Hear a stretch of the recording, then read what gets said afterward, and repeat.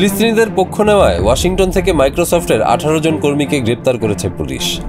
জাতিসংঘ এবং ওআইসি বিশ্বের সকল মানুষকে ফিলিস্তিনিদের উপর ইসরায়েলের এই গণহত্যা বন্ধের জন্য সোচ্চার হওয়ার আহ্বান দিলেও ট্রাম্প সরকার এখনও নেতানিয়াহুর গণহত্যা মিশনকে পরোক্ষভাবে মদদ দিয়ে আসছে।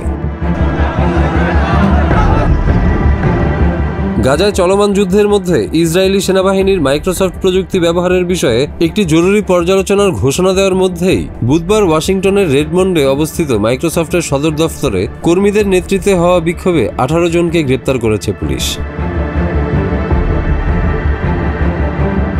এই বিক্ষোভ ছিল গত মঙ্গলবারের কর্মসূচির ধারাবাহিকতা, যেখানে আন্দোলনকারীরা মাইক্রোসফটের সঙ্গে ইসরায়েলের সব ধরনের ব্যবসায়িক সম্পর্ক ছিন্ন করার দাবি জানান।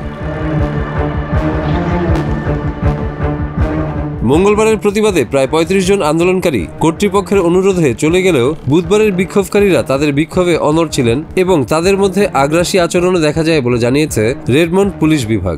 আন্দোলনকারীরা একটি প্রতীকী মাইক্রোসফট সাইনবোর্ডে রক্তের প্রতীক হিসেবে লাল রং ছিটিয়ে দেন। পুলিশ বিক্ষোভকারীদের আন্দোলন বন্ধ করে মাইক্রোসফটের সদর দফতর ত্যাগ করার জন্য বহুবার অনুরোধ করেন। এরপরেও তারা তাদের অবস্থানে অনড় থাকায় তাদেরকে গ্রেপ্তার করা হয় বলে জানান পুলিশের মুখপাত্র জিল গ্রিন। সম্প্রতি ব্রিটিশ গণমাধ্যম দ্য গার্ডিয়ান একটি প্রতিবেদন প্রকাশ করে, যেখানে দাবি করা হয় ইসরায়েলি প্রতিরক্ষা বাহিনী আইডিএফ মাইক্রোসফটের অ্যাজিউর ক্লাউড প্ল্যাটফর্ম ব্যবহার করে গাজা ও পশ্চিম তীরের ফিলিস্তিনিদের ফোনালাপের তথ্য সংরক্ষণ করছে। প্রতিবেদনের পর মাইক্রোসফট জানায় এই ধরনের অপব্যবহার তাদের পরিষেবার শর্ত অনুযায়ী নিষিদ্ধ। তারা এই অভিযোগকে বিশদ, গুরুতর ও তাৎক্ষণিক তদন্তযোগ্য বলে অভিহিত করেন। এই ঘটনার প্রেক্ষিতে মাইক্রোসফট জানায় তারা একটি আন্তর্জাতিক আইন সংস্থা কোভিংটন অ্যান্ড বার্লিং নিয়োগ করেছে বিষয়টি তদন্তের জন্য। প্রতিষ্ঠানটি জানিয়েছে তদন্ত শেষ হলে রিপোর্টটি প্রকাশ করা হবে।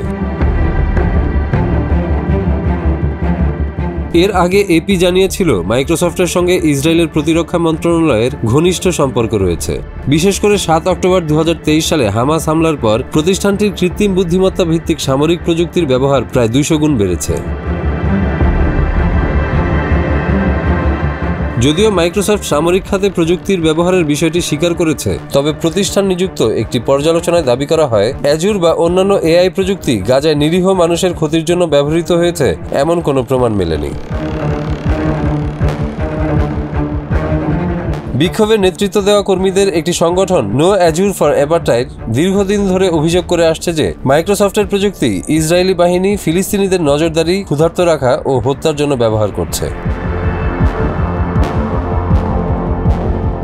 এর আগে মাইক্রোসফট তাদের 50 বছর পূর্তি ও সিইও সটো নাডেলার বক্তৃতার সময় প্রতিবাদ করায় কয়েকজন কর্মীকে ছাঁটাই করেছিল।